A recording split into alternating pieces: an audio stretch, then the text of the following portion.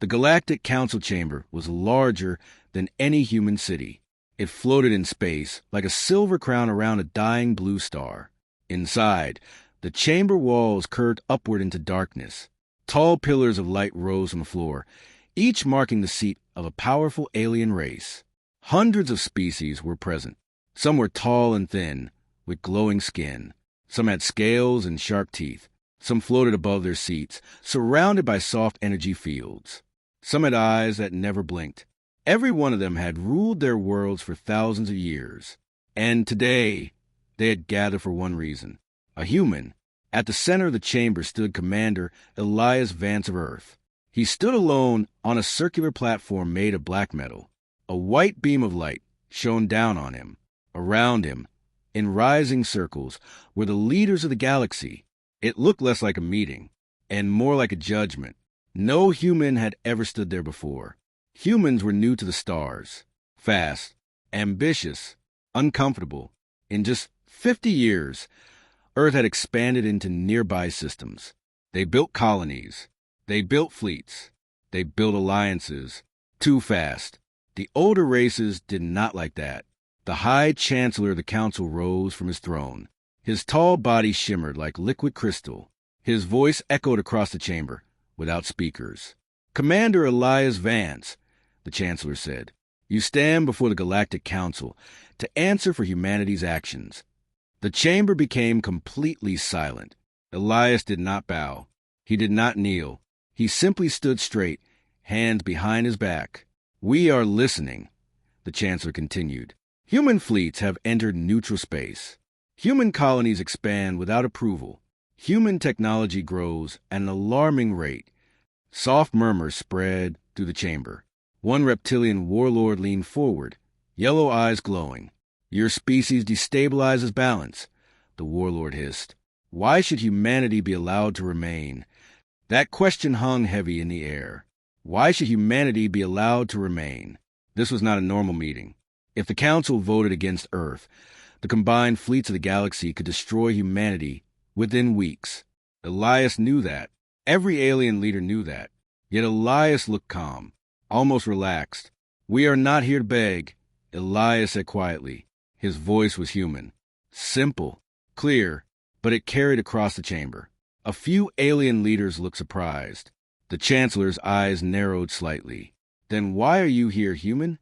Elias lifted his gaze slowly, meeting the eyes of the beings above him. "We are here," he said, "to show you the truth." The lights in the chamber dimmed. Suddenly, a massive holographic display appeared above Elias. Stars filled the air.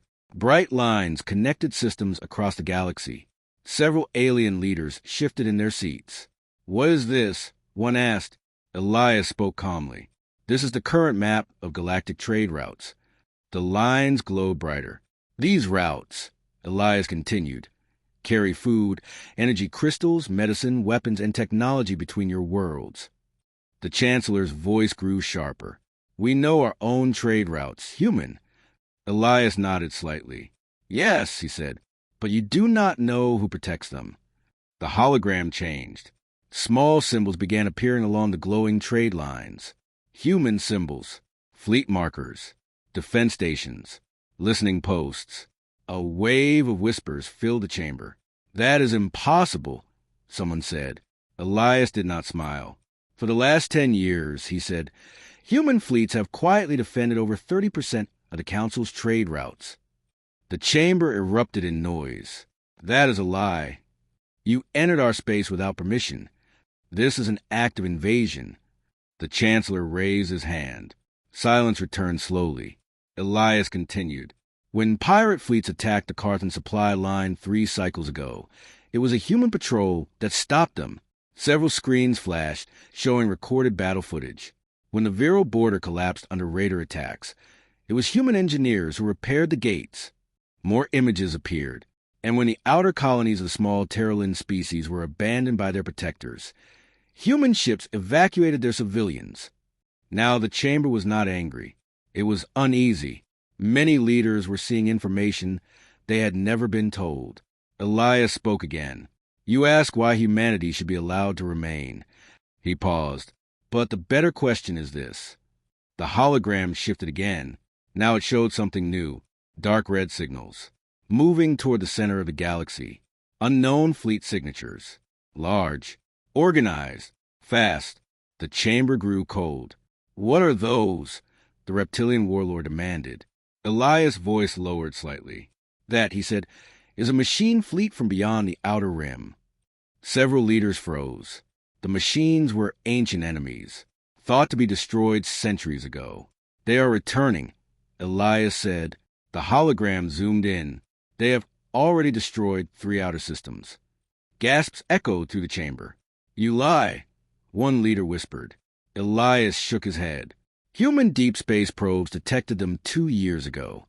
He looked around slowly. "We did not tell you." The chamber exploded with anger. "You hid this. Why would you conceal such information?" Elias raised his voice slightly for the first time. "Because you would have argued." The noise stopped. "You would have debated for years," Elias said. "You would have formed committees. You would have delayed action." He pointed to the hologram. "We did not delay." The image changed once more. Now it showed massive human fleets assembling near the path of the machine invasion. Thousands of ships, battle formations, defense grids. Shock spread across alien faces. "You prepared alone?" the Chancellor asked quietly. Elias nodded. "Yes." The chamber fell silent again. "For 2 years," Elias said, "humanity has been preparing to fight an enemy that threatens all of us." He looked up at the leaders surrounding him. "You call us aggressive. You call us dangerous." His eyes hardened slightly. "But while you watched us grow, we were protecting you." The hologram faded. Only the single white beam of light remained over Elias. The High Chancellor slowly rose from his throne. The entire galaxy seemed to hold its breath. "You stand before this council accused of destabilizing the galaxy," the Chancellor said. He paused. "But it appears," his glowing eyes locked onto Elias, "that humanity may have already saved it." Around the chamber, alien leaders began to understand something frightening. The human was not on trial. The council was. And the balance of power in the galaxy had just shifted. Commander Elias Vance stood alone in the center, calm, silent, unafraid. And for the first time in history, the Galactic Council did not look down at a human. They looked up. The chamber did not move. No one spoke. The alien leaders were no longer looking down at Commander Elias Vance. They were looking at the fading hologram above him. Machine fleets, destroyed systems, human battle groups waiting in silence. The High Chancellor slowly lowered himself back onto his throne. "You hid this information," he said carefully. "You prepared for war without informing the council." Elias did not deny it. "Yes," he answered. Murmurs spread again, but they were quieter now, more cautious. The reptilian warlord rose from his seat, claws gripping the edge of his platform. "You had no authority to act alone," the warlord growled. "You are not members of this council." Elias finally allowed himself a small smile. "That," he said calmly, "is exactly the problem." The words echoed. Some leaders stiffened. The warlord's eyes narrowed. "Explain." Elias stepped forward slightly within the beam of light. "For decades," he began, "the smaller species of this galaxy have asked for protection." A new hologram appeared. Small star systems, minor races, border colonies. "You debate trade rules," Elias continued. "You argue over mining rights. You vote on border disputes." The images shifted. Burned colonies, destroyed outposts, refugee ships drifting in space. "But when pirate fleets attack the weak, you send observers." A few council members looked away. When outer systems called for help, Elias said, "You schedule meetings." The silence grew heavy. Human ships appeared on display again, smaller than council dreadnoughts. "But many." "We did not act alone," Elias said. The hologram zoomed out. Dozens of alien symbols appeared beside the human fleets. Species most in the chamber barely noticed before. Minor races, overlooked races, protected races. A tall, insect-like delegate stood abruptly. "This is false." The insect leader clicked sharply. "Those species are neutral." Elias looked at him. "We're neutral," he corrected. Another wave of whispers filled the chamber. The High Chancellor's glowing eyes shifted between the symbols. "How many?" he asked quietly. Elias answered without hesitation. 42. The number hit the chamber like a shock wave. 42 minor species aligned with humanity, not through force, through protection, through action, through results. The reptilian warlord slammed his fist onto his platform. "You are building a coalition," he accused. Elias shook his head slowly. "We are building responsibility." The hologram changed again. Trade lines rerouted through human-guarded sectors, joint defense stations funded by small species, and Earth Together, shared technology programs, medical aid agreements, human engineers repairing alien infrastructure. "You call this expansion," Elias said. "We call it partnership." The Chancellor leaned forward. "You are creating a second power structure." Elias met his gaze. "No," he replied softly. "We are replacing a failing one." The words were bold, dangerous. Several council guards shifted closer to the center platform. Energy weapons hummed faintly, but Elias did not move. He did not reach for a weapon. He had none. "You dare accuse a Galactic Council failure?" the insect leader demanded. Elias did not raise his voice. "I accuse no one," he said. "I present facts." The hologram displayed economic charts. Rising trade in human protected regions. Lower pirate activity. Higher stability. Growth in outer colonies. Meanwhile, other regions showed decline. Instability. Conflict. "You ask why humanity grows quickly," Elias said. "This is why." He let the silence settle again. "We saw problems." The reptilian warlord's voice dropped low. "And what do you want in return?" That question changed the room. Every leader leaned forward slightly. This was the moment, the demand, the threat, the price. Elias paused. Then he answered simply, "A seat." The chamber erupted. "A seat! You are not ready. You are too young." The Chancellor raised his hand again. But this time it took longer for silence to return. "You expect membership," the Chancellor said slowly. "After operating without permission?" Elias shook his head. "No." The chamber grew still again. "I expect leadership." The words froze the air. Even the guards stopped moving. The reptilian warlord stared in disbelief. "You stand alone in this chamber," the warlord hissed, "surrounded by fleets that could erase your species." Elias' voice became firm. "Do I?" The hologram shifted one final time.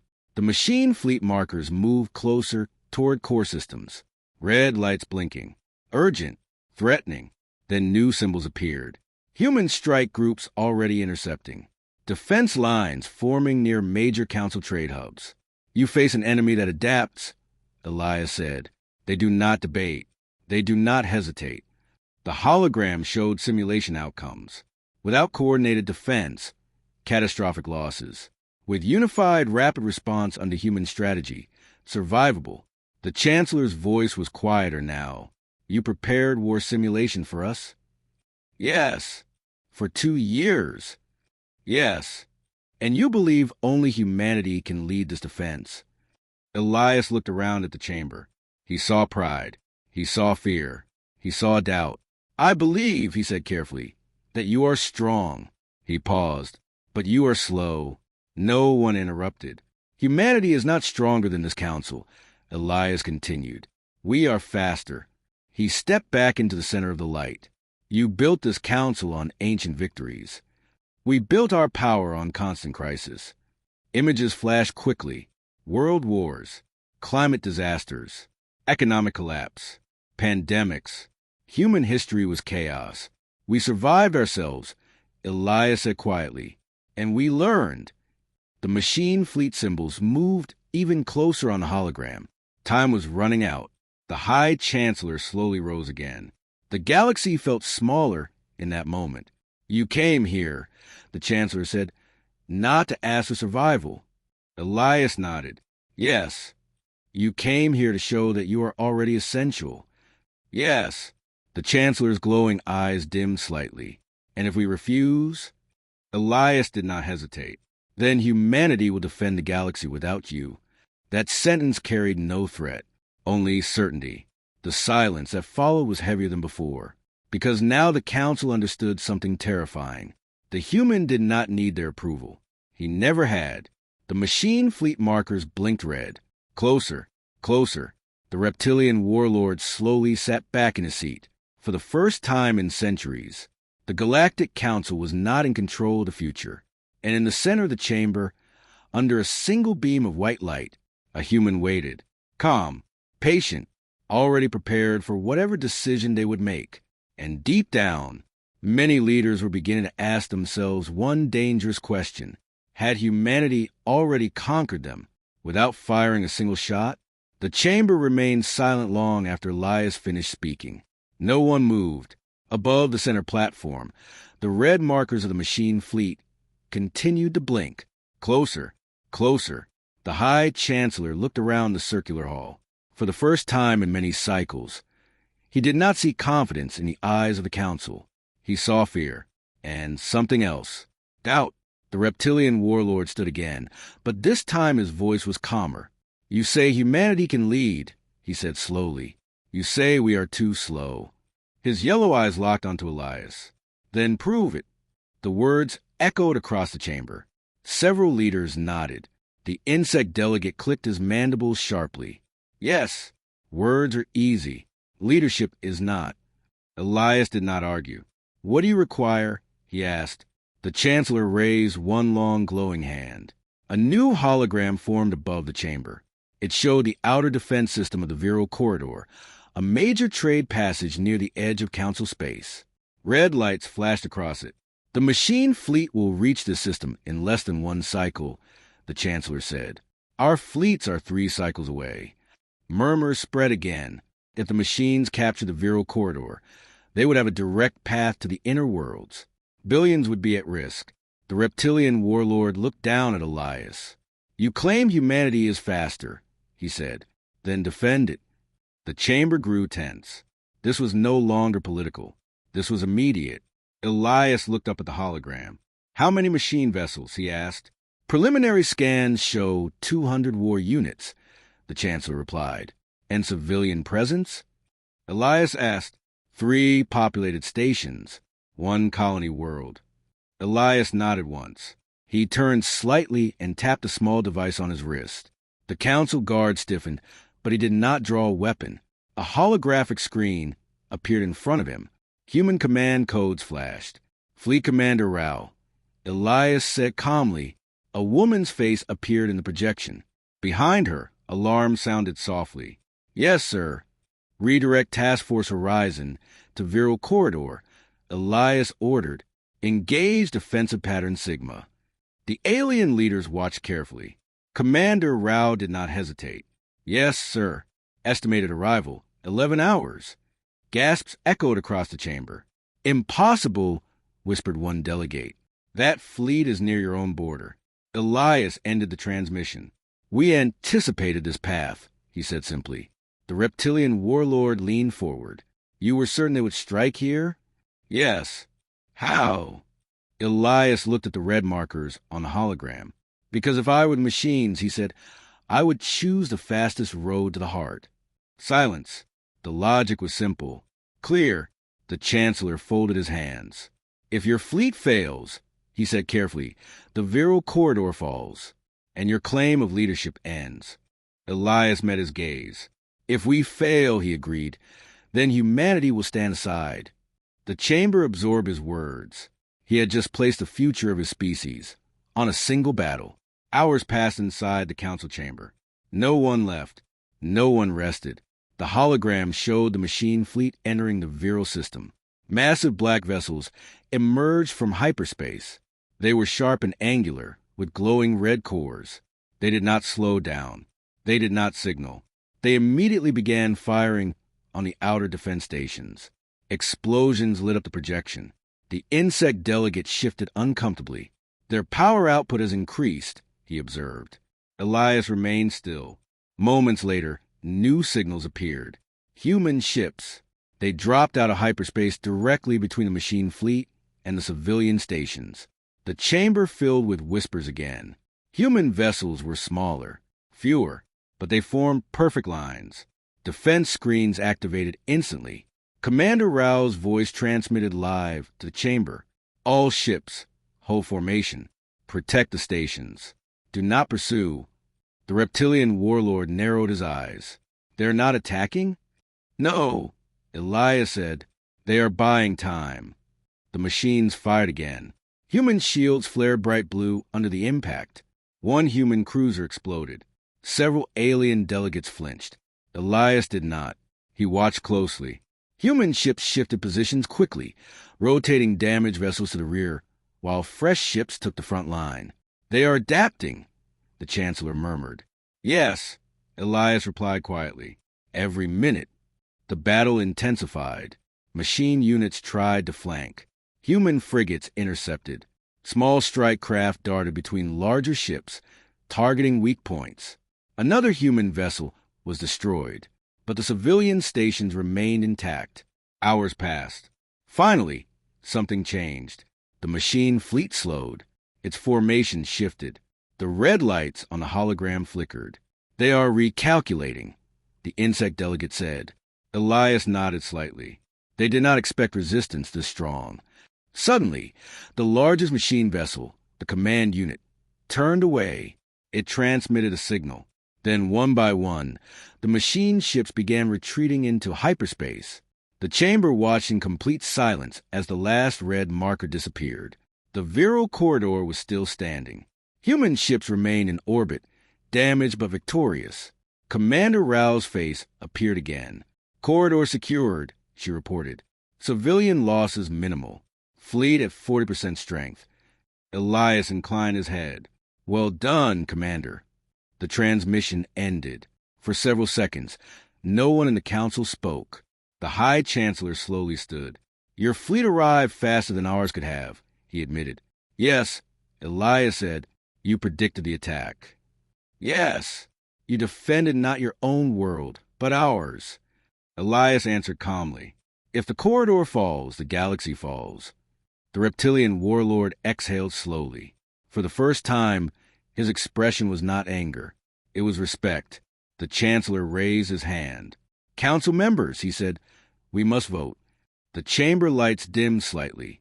Energy panels appeared before each leader. This vote will decide whether humanity is granted a permanent seat within the Galactic Council with strategic command authority during the machine crisis. A low murmur passed through the chamber. Granting a seat was one thing. Granting command authority was another. The lights on the voting panels began to glow. One by one, they turned blue. Approval. The insect delegate hesitated. Then his panel turned blue as well. The reptilian warlord looked at Elias for a long moment. Then he pressed his vote. Blue. Finally, the High Chancellor activated his own panel. Blue. The chamber brightened again. It is decided, the Chancellor announced. Humanity is now a full member of the Galactic Council. He paused. And until the machine threat is ended, Commander Elias Vance will hold supreme strategic command. The words echoed across the vast chamber. A human, given authority over the combined fleets of the galaxy. Elias stood still in the center of the light. He did not smile. He did not celebrate. He simply nodded once. But deep inside the chamber, many leaders understood something important. Humanity had not conquered the Council with weapons. They had conquered it with preparation, with speed, with courage. And this was only the beginning. The galaxy was waiting for war.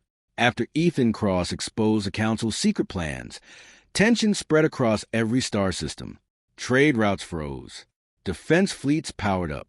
News channels repeated one sentence again and again. Humanity has challenged the Galactic Council.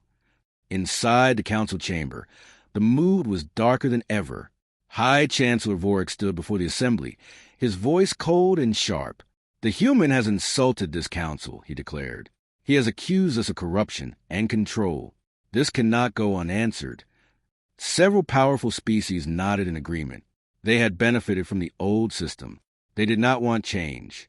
But others were silent, because the evidence Ethan revealed was real. Hidden military orders, secret expansion strategies, plans to divide Earth before humans grew too strong. The truth had spread too far to hide. Meanwhile, in Earth's orbit, humanity prepared for the worst. Defense platforms activated. Fleet commanders stood ready. Soldiers waited inside silent ships. But Ethan gave one clear order: no first strike. Some generals disagreed. "Sir," one admiral said during a secure meeting, "if we wait, we may lose the advantage." Ethan looked at the holographic map of the galaxy. "If we attack first," he replied, "we prove them right." The room fell quiet. Humanity would not begin a war. 2 days later, a massive council fleet appeared near the Sol system. Thousands of ships, battle cruisers, destroyers, carriers. Earth's population watched the sky in fear. Global broadcasts showed the approaching armada. Children held their parents tightly. Markets closed. Cities went silent. Human fleets moved into defensive positions. Weapons locked. Engines charged. One mistake could ignite a galactic war. On the Council flagship, Vorex stared at Earth's blue sphere on the main screen. "They are primitives," he muttered. "Bold, but primitive." An officer stepped forward. "Human defense lines are holding position, Chancellor." No aggressive movement detected. Vorex narrowed his eyes. "They are afraid," he said. But he was wrong. A single human ship detached from Earth's fleet. Small, unarmed. It moved slowly toward the massive Council armada. Inside the ship sat Ethan Cross. Alone. Human commanders protested. "Sir, this is too dangerous." Ethan only answered with one sentence: "If they want war, they will have to look me in the eye." The small vessel entered the shadow of the Council flagship. Compared to the giant warship, it looked like a speck of dust. A communication channel opened. Vorex appeared on screen. "You approach without weapons?" the Chancellor asked. "Yes," Ethan replied calmly. "You are either brave," Vorex said, "or foolish." "Maybe both." For a moment, neither spoke. Behind Vorex, officers waited for the order to fire. Behind Ethan, Earth waited in silence. "You have challenged this council publicly," Vorex said. "You have damaged its authority." Ethan nodded. "I challenge corruption, not unity." Vorex's eyes flashed. "Power maintains order." Ethan shook his head. "Trust maintains order." The word hung in the air. "Trust." Vorex leaned forward. "You believe your species can stand against this fleet?" Ethan did not hesitate. "No." The answer surprised everyone. "But we will stand anyway." Silence. Ethan continued. "If you destroy us, the galaxy will see that the Council rules through fear. Every species that doubts you will know the truth." The words struck harder than any weapon, because they were correct. Vorex understood politics. A massacre would not restore authority. It would shatter it. Ethan leaned closer to the camera. "Chancellor, you can win a battle today. Or you can keep the galaxy united tomorrow." Behind Vorex, several officers shifted uncomfortably. Other Council species were watching this transmission live. If Vorex fired first, it would confirm every accusation. Seconds felt like hours. Human ships remained locked but did not fire. Council weapons were ready. The galaxy held its breath. Finally, Vorex spoke. "All weapons, stand down." Across the massive fleet, energy cannons powered down. On Earth, cheers erupted. Inside the Council chamber, shock spread like wildfire. The war that had seemed certain did not happen. The fleets slowly pulled back. No shots fired. No ships destroyed. Humanity had faced the most powerful military force in the galaxy and refused to kneel. But more importantly, they refused to hate. Back inside the Council chamber days later, tensions were even higher than before. Vorex tried to regain control. "The fleet withdrawal was strategic," he announced. "The human threat remains." But now doubt filled the room. One elder representative spoke. "If they were a threat, Chancellor, they would have attacked when our fleet entered their system." Another added, "They sent one unarmed ship." Murmurs grew louder. Ethan's peaceful stand had changed something deeper than politics.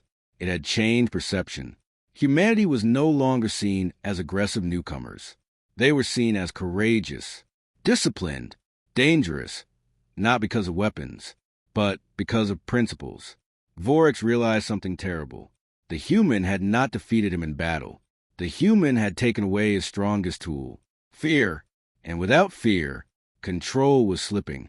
In a private chamber, Vorex stood alone, staring into the stars.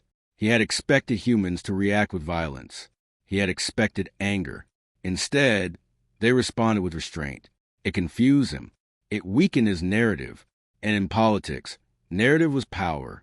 Meanwhile, on Earth, Ethan stood before a global assembly. "We did not win," he said. "We proved something." A reporter asked, "What did we prove?" Ethan looked into the camera. "That strength is not shown by pulling the trigger." He paused. "It is shown by knowing when not to." Across the galaxy, millions watched that speech. Even inside the council itself, seeds of change were growing. The war that was supposed to crush humanity had never been fought, and because it wasn't fought, humanity's influence became stronger than ever. The next battle would not be in space. It would be inside the council, and Ethan was ready. The chamber of the Galactic Council had never felt so silent.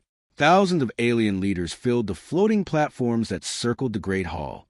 Their glowing eyes, metal masks, crystal skins, and scale faces all turned toward one human. Ethan Cross stood alone in the center. No weapons, no armor, no army behind him. Only truth. High Chancellor Vorex rose slowly from his black throne. His long silver robes moved like smoke around him. "You speak of peace," Vorex said coldly. "You speak of unity. But your species has conquered 3 outer systems in one cycle." Ethan did not look away. "We defended ourselves," he said calmly. "You sent war fleets first." A ripple of whispers moved through the chamber. The truth was now public. The hidden records had been released across the galaxy.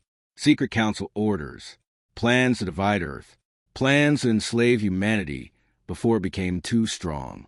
The galaxy had seen everything. Vorex's red eyes burned. Humanity is dangerous. You adapt too fast. You unite too easily. You refuse to kneel. Ethan nodded once. "Yes." The word echoed through the hall. Gasps followed. Even some council members shifted uncomfortably. Ethan stepped forward. "That is exactly why we should lead." The hall exploded with noise. Outrage, shock, anger. But Ethan raised his hand. "We do not want control," he said clearly. "We want balance." The giant holographic display above the chamber lit up. Images appeared. Planets destroyed by council power struggles. Civil wars caused by unfair trade systems. Species erased because they lack political influence. "The system is broken," Ethan continued. "For cycles, you have protected the powerful and ignored the weak." He pointed to the image of a shattered world. "That ends now." Vorex slammed his staff into the floor. The chamber shook. "You dare accuse us?" the Chancellor roared. "You are a child species." Ethan's voice did not rise. "Maybe," he said, "but children see clearly when elders grow blind." The silence that followed was heavy.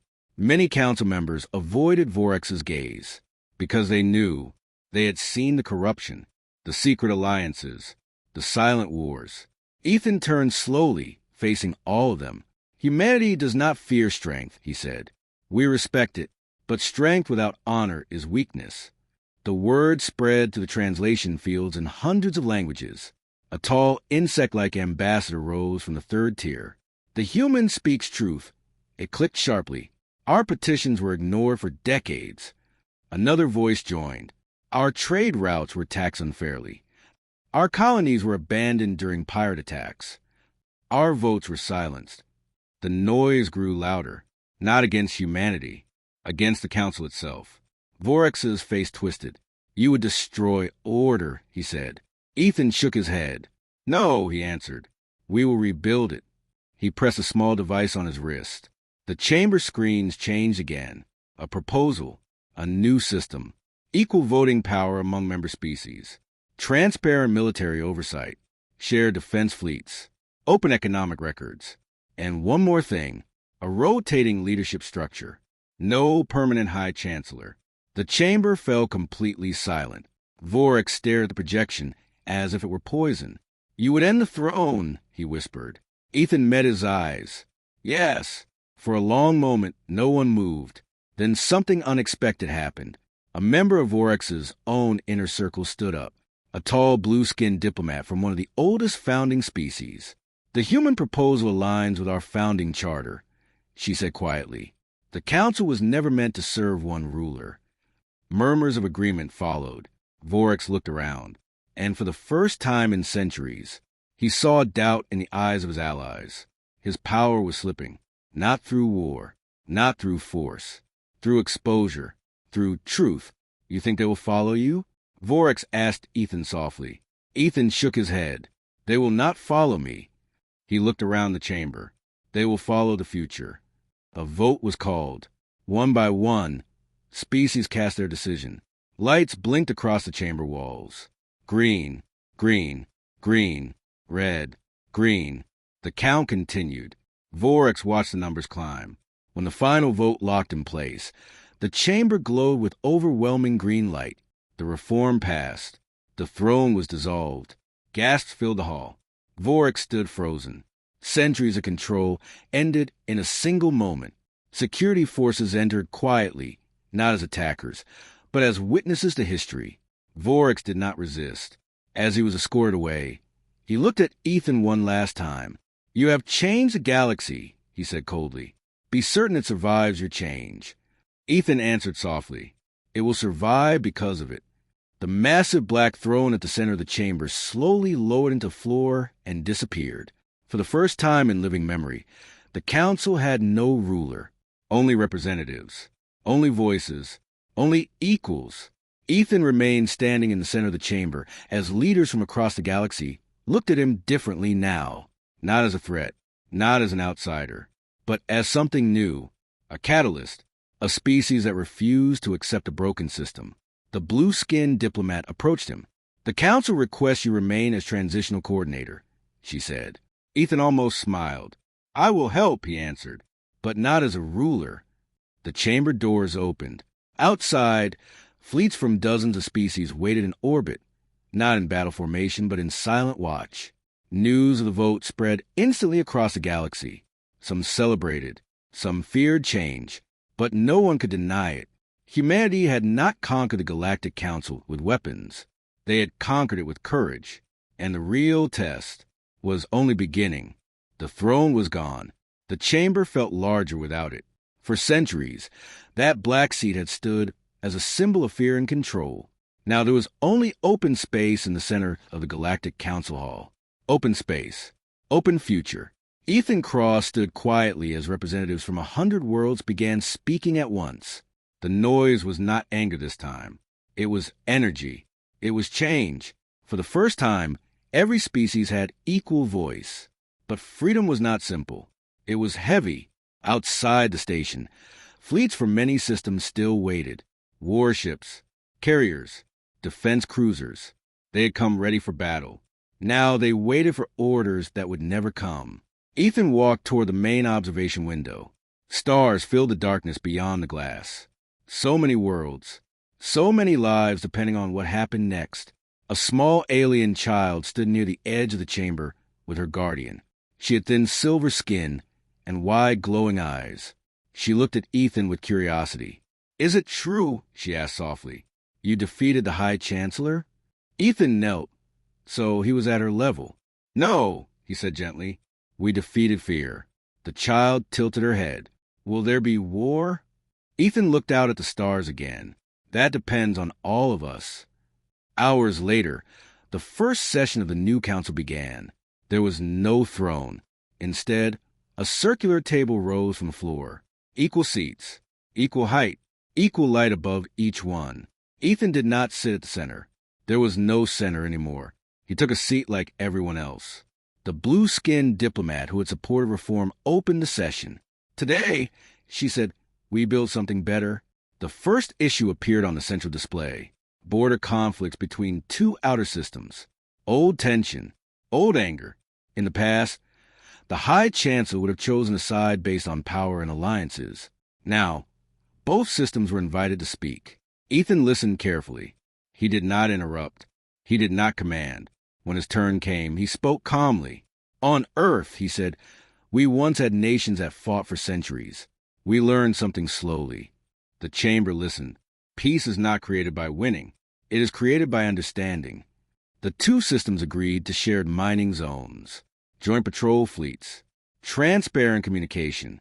It was not perfect, but it was progress. Days passed. News spread across the galaxy. Some former council elites were angry. They had lost privilege. They had lost control. In one distant sector, a powerful warlord refused to accept the new order. He gathered ships and declared that the council had become weak. His message was simple. Strength rules the galaxy. When Ethan received the report, many eyes turned toward him. Would humanity respond with force? He closed his eyes for a moment. Then he gave his answer. Send a message, he said. Not a threat, not an ultimatum, an offer. The message was broadcast openly to every system. Strength is important, Ethan's recorded voice said, but true strength protects. It does not dominate. Humanity sent ships to the rebel sector, not battleships alone. Medical ships, supply ships, engineers. The warlord expected invasion. Instead, he saw humans helping damage colonies that his own fleet had ignored. He saw human soldiers repairing power grids for alien civilians. He saw strength used differently. The rebel fleets hesitated. Many ships powered down weapons. Some joined the council. The warlord fled, not defeated by fire, defeated by example. Months later, the galaxy felt different. Trade routes reopened. Joint exploration missions launched beyond known space. Human scientists worked beside alien minds once considered rivals. In the council chamber, new voices filled the air daily. And Ethan? He remained a representative. Nothing more. One evening, he stood alone again by the observation window. Earth was visible in the distance, a small blue light among thousands. He remembered the first contact message. The fear, the threats, the trial meant to humiliate humanity. He smiled slightly. They had expected humans to kneel. Instead, humanity had stood taller than ever. Footsteps approached behind him. The silver-skinned child from before walked up slowly. My guardian says the galaxy is changing, she said. It is, Ethan replied. Because of you? He shook his head. Because we chose courage. She looked at the stars. What happens now? Ethan's voice was quiet but steady. Now we explore. Beyond the mapped sectors lay unknown regions. Strange signals. Dark space no species had crossed. For the first time, fleets were being built not for war, but for discovery. A joint exploration armada was forming. Humans would not lead it. They would join it. Equal. Partners. The council lights dimmed as the day's cycle ended. In orbit, ships from dozens of worlds aligned together, preparing for their first shared mission into deep space. Different designs, different colors, one purpose. Ethan activated his communicator. Exploration fleet, he said, you are clear to depart. Engines flared across the darkness. Ships moved as one, not under fear, not under command, but under choice. The Galactic Council had not been conquered by humanity's weapons. It had been conquered by humanity's spirit, by their refusal to accept injustice, by their belief that strength must serve others. And as the fleet disappeared into the unknown, a new chapter of galactic history began, not ruled by a throne, not controlled by fear, but guided by a simple truth humanity had carried from Earth to the stars. Power means nothing without honor, and the galaxy would never be the same again.